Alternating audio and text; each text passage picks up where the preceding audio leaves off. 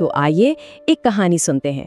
یہ کہانی صبر کے اس چراغ کی ہے جو ایک چھوٹے سے گاؤں میں ہر طرح کی آزمائشوں کے باوجود روشن رہا۔ یہ ایک ایسی کہانی ہے جو ہمیں بتاتی ہے کہ جب انسان کا بھروسہ مضبوط ہونا تو امید کی شمع کبھی نہیں بجھتی۔ اچھا، کہانی تو ہم شروع کریں گے، لیکن اس سے پہلے ایک سوال پر ذرا سوچئے کہ جب انسان سے سب کچھ چھین لیا جائے، جب امید کی کوئی کرن تک نظر نہ آ رہی ہو، تو آخر میں اس کے پاس کیا بچتا ہے؟ ہماری آج کی ساری بات چیت اسی ایک سوال کا جواب ڈھونڈنے کے بارے میں ہے۔ تو اس کہانی کا جو مرکزی کردار ہے نا، وہ ہے حمزہ، ایک نوجوان یتیم لڑکا جس کی جیبیں بھلے ہی خالی تھیں، لیکن دل اس کا ایمان کی دولت سے بھرا ہوا تھا۔ اس کے پاس دنیا کا کوئی مال نہیں تھا، مگر اس کے پاس وہ چیز تھی جسے کوئی نہیں چھین سکتا تھا، اور وہ تھا اللہ پر کامل یقین۔ اور وہ ہر روز اللہ سے کیا مانگتا تھا؟ کوئی دولت نہیں، کوئی شہرت نہیں، بس ایک دعا، یا اللہ مجھے صبر دے۔ وہ بس دل کا سکون چاہتا تھا اور اپنے رب سے ایک گہرا تعلق، بس یہی اس کے لیے سب کچھ تھا۔ تو دیکھیں یہاں فرق کتنا بڑا ہے۔ گاؤں والے اسے دیکھتے تھے تو کہتے تھے، ارے اس بیچارے کے پاس تو کچھ بھی نہیں، وہ صرف اس کی غربت دیکھ پاتے تھے۔ لیکن اصل میں حمزہ کے پاس وہ سب سے بڑی دولت تھی جو نظر نہیں آتی، اور وہ تھی ایمان کی روشنی۔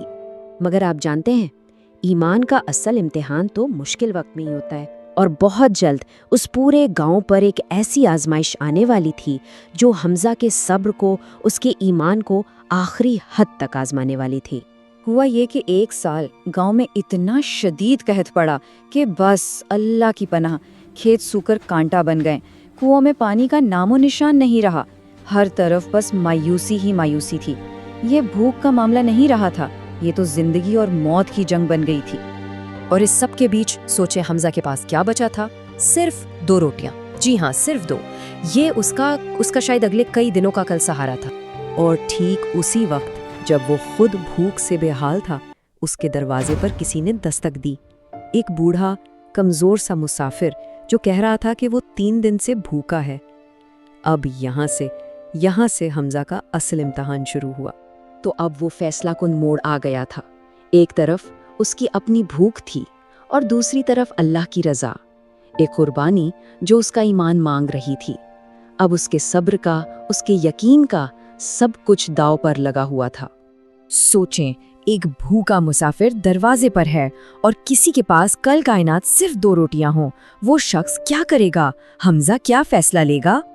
اور حمزہ نے ایک لمحے کی بھی دیر نہیں کی۔ اس نے اپنی دونوں روٹیاں، اپنا سب کچھ اس مسافر کے حوالے کر دیا، یہ جانتے ہوئے بھی کہ اب شاید اسے خود بھوکا ہی سونا پڑے گا۔ اور جب سب کچھ دے دیا تو اس رات حمزہ نے اللہ سے کیا مانگا؟ کوئی دنیاوی چیز نہیں، اس کی دعا اتنی خالص تھی۔ وہ بس یہ کہہ رہا تھا، یا رب اگر یہ میں نے صرف تیری خوشی کے لیے کیا ہے نا، تو بس مجھے اپنے سے دور نہ کرنا۔ تو جب بندہ اللہ پر اتنا بھروسہ کرتا ہے نا، تو پھر غیب سے مدد بھی آتی ہے۔ اب دیکھتے ہیں کہ حمزہ کی اس قربانی کے بعد کیا ہوا۔ اسی رات حمزہ کو ایک خواب آیا، ایک نورانی منظر تھا اور ایک آواز سنائی دی، جو میرے لیے دیتا ہے میں اسے کبھی ضائع نہیں کرتا۔ یہ ایک طرح سے اللہ کی طرف سے تسلی تھی، ایک پیغام تھا کہ اس کا عمل قبول ہو گیا ہے۔ اور پھر جو اگلی صبح ہوئی تو پورے گاؤں میں خبر پھیل گئی کہ کوئی بہت امیر تاجر ایک بڑا قافلہ لے کر آیا ہے اور وہ سب کو مفت میں اناج بانٹ رہا ہے۔ یہ تو جیسے آسمان سے مدد اتر آئی تھی۔ اب اتنی بھیڑ میں اس تاجر نے سیدھا حمزہ کو دیکھا، جیسے وہ اسی کو تلاش کر رہا تھا، اور اس نے حمزہ سے ایک ایسا سوال پوچھا جس نے سب کچھ جوڑ دیا۔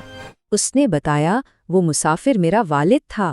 جی ہاں، وہ بوڑھا مسافر کوئی اور نہیں بلکہ اسی امیر تاجر کا باپ تھا۔ اس نے اپنے والد کو بھیجا تھا تاکہ وہ دیکھ سکے کہ اس مشکل وقت میں کون سچا اور کھرا ہے۔ اور پھر تاجر نے جو کہا اس نے حمزہ کی زندگی ہی بدل دی۔ اس نے کہا، آج سے تم میرے بیٹے کی طرح ہو۔ سوچیں، ایک نیکی جو صرف اللہ کے لیے کی گئی تھی، اس نے سب کچھ بدل کر رکھ دیا۔ تو حمزہ کی زندگی تو ظاہر ہے بالکل بدل گئی، لیکن اس کہانی سے ہمیں اصل میں کیا سیکھنے کو ملتا ہے؟ اصل دولت آخر ہے کیا؟ دیکھیں، اس کہانی کا جو سب سے بڑا سبق ہے نا وہ ہے صبر۔ اور صبر کا مطلب صرف چپ چاپ تکلیف سہنا نہیں ہوتا، صبر کا مطلب ہے اللہ پر بھروسہ رکھنا، یہ یقین رکھنا کہ مشکل کے بعد آسانی آئے گی۔ اور قرآن میں اللہ کا وعدہ بھی تو یہی ہے کہ بے شک اللہ صبر کرنے والوں کے ساتھ ہے۔ حمزہ کی کہانی اسی وعدے کی ایک زندہ مثال ہمارے سامنے رکھتی ہے۔ اور خود حمزہ نے بھی یہی سیکھا، سب کچھ مل جانے کے بعد بھی اس نے یہی کہا کہ اصل دولت تو ایمان ہے، یہ وہ خزانہ ہے جسے کوئی نہیں چھین سکتا۔ اور آخر میں بس یہی ایک بات جو اس پوری کہانی کا نچوڑ ہے، جو اللہ پر بھروسہ کرے اللہ اس کے لیے کافی ہے۔ تو یہ کہانی ہمیں اس سوال کے ساتھ چھوڑ جاتی ہے کہ جب زندگی میں کوئی آزمائش آئے تو ہمارا بھروسہ کس پر ہوگا؟